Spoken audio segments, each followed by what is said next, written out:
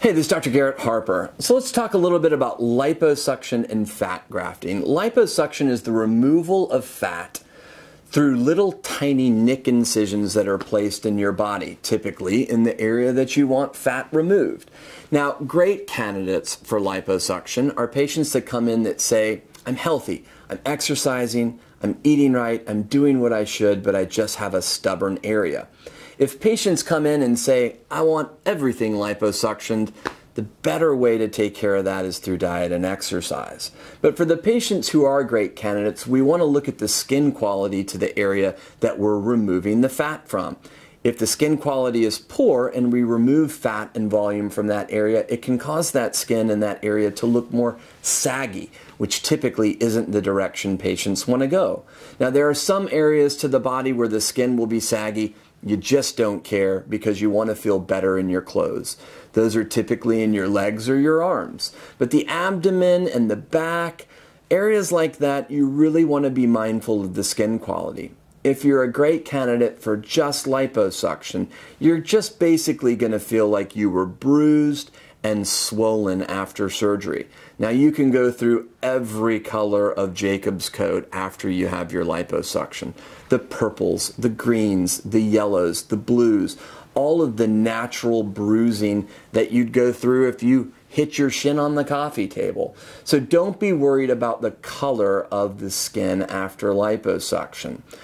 Basically, the area will be bruised, swollen, and sore to the point where compression garments and then finding a posture or a position that's most comfortable are really the best ways to take care of your discomfort afterwards. We don't use drains for liposuction. We use compression garments to make sure that it's going to minimize the amount of swelling that you have. Now, depending upon the amount of liposuction, your body can actually hold on to water after surgery to the point where you weigh more after surgery than you did the morning of surgery. Don't freak out. Your body will take care of that slowly, but you know that we've removed fat from you. Ultimately, your weight and your size and your shape will improve. We have an old saying in plastic surgery that after liposuction, don't look down for 3 months. And a lot of that is because the areas have to go through a robust healing process. Sometimes we will direct you to see a lymphatic massage therapist that will help your body get rid of the fluid quicker and will massage those areas and break up any scar tissue that could be forming. Compression garments are critical during the postoperative phase for liposuction.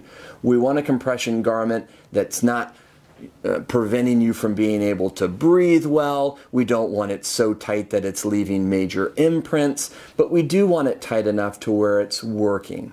Your lymphatic massage therapist or your physician or any of our nurses can help you find what the right compression garment is for you. We've got a ton of them here at the office, but sometimes we'll send you to a store that has more available for you to choose from. Now, sometimes after liposuction, we'll actually save that fat and we'll process that fat and add that fat back into an area that you might not have known was ever a possibility.